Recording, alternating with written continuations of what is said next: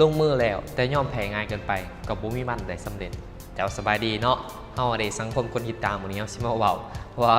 มันมีเรื่องน้อยนึงเรื่องที่มี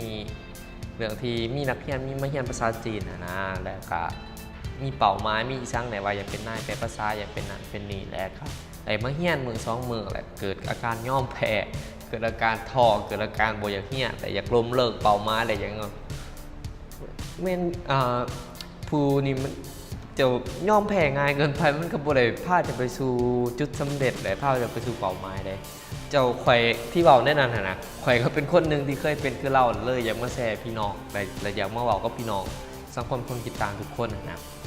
ว่าข่อยก็เป็นคนหนึ่งที่มีเป้าหมายลงมือเฮ็ดย่อมแพ้ง่ายมีเป้าหมายลงมือเฮ็ดย่อมแพ้ง่ายข่อยมีเป็นตัวไรเทื่ออีกข่อยบ่ได้มันเป็นเทื่อเดียวอีกก่อนข่อยสิ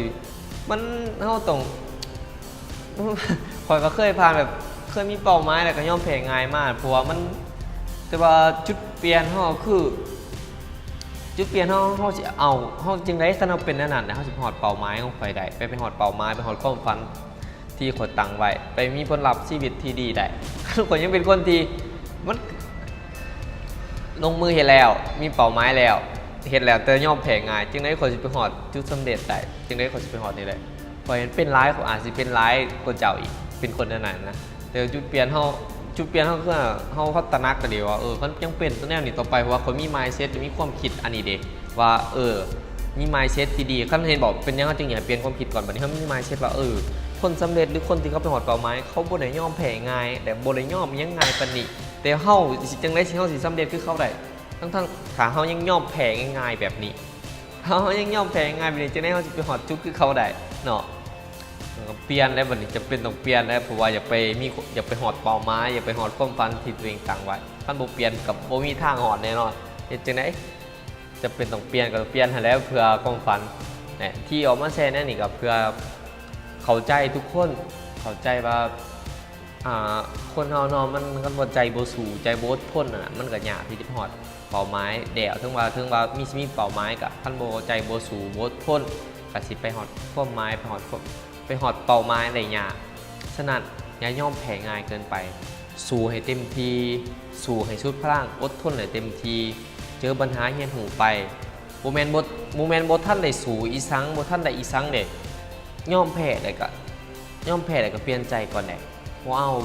าแน่นั่นบ่มีทางบ่ต่อให้คันจะเป็นคนแน่น่ะต่อให้เป้าหมายจะง่ายปานใดหรืออันนี้ปานใดเจ้าก็บ่มีทางไปฮอดแน่นอนไปคอนเฟิร์มแน่นอนต่อให้เป้าหมายจะง่ายว่าจะสิลุกแล่นมื้อนึงหาฮอดแต่ว่าเจ้าบ่มีความพยายามบ่มีความอีสังบ่มีความอดทนบ่มีหยังเจ้าก็ไปบ่ฮอดเดี๋ยวจะคิดว่าสิไปฮอดถึงว่าเป้าหมายสิง่ายแน่นั่นฉะนั้นเปลี่ยนใหม่เปลี่ยนความคิดใหม่ว่า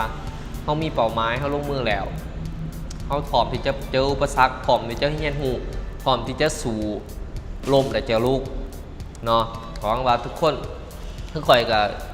เพียรนั่นสุดท้ายก็เปลี่ยนความคิดเปลี่ยนยังผลลัพธ์มันก็มาเฮากับผลลัพธ์เฮาก็มาก็คือข่อยก็เฮ็ดอีหยังหลายอย่างอีหยังที่ข่อยมีเป้าหมายแล้วมันบ่ข่อยก็พยายามเฮ็ดมันสำเร็จคือเพจนี่จากที่เริ่มมาได้10ได้100ยังก็ค่อยๆเรียนรู้ค่อยๆคันข่อยยอมแพ้มันก็น่าจะหยุดอยู่ที่10ที่100แล้วก็เพจอื่นข่อยก็พยายามจะตั้งเป้าว่าให้ฮอด10,000เจอปัญหาหยังเฮาเรียนรู้เฮาฮู้ว่ามันยากเฮาก็เฮ็ดไปมันก็ค่อยๆสำเร็จค่อยๆเห็นภาพขึ้นย้อนว่าเฮาสู้คันค่อยบ่สู้มันก็หยุดอยู่ที่10อยู่ที่100แล้วก็เป็นคนธรรมดาก็ยังอันนี้อยู่ธรรมดาเนาะหวังว่าพี่น้องทุกคนจะเอาไปปรับใช้เอาแง่คิดจากเรื่องนี้ช่วงหวังว่าทุกคนจะได้แง่คิดบ่หน่อยก็หลายจากเรื่องนี้อย่ายอมแพ้ง่ายกันไปให้อดทนกับสู้ก่อนเพื่อเป้าหมายในความฝันของพี่น้องทุกคนเฮาอดีตสังคมคนติดตาม